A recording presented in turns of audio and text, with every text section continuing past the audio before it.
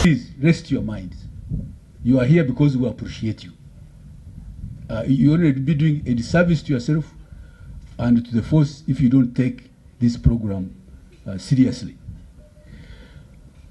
I would like to request I've made requests to the leadership, Ndukawesa and now the commandant, to help us develop, do research and develop certain areas, certain things like community policing, how do we shape it, and other areas, policy, doctrine.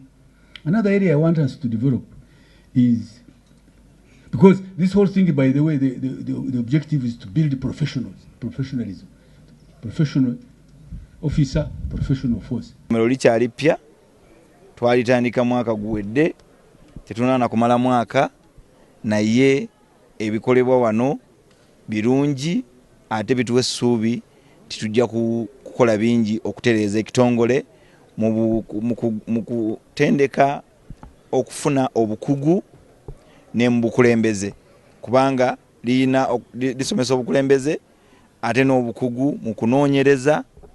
Kyovula nga tulinamu programu za university, ate kati university gye tulina ye ya university ya United Nations.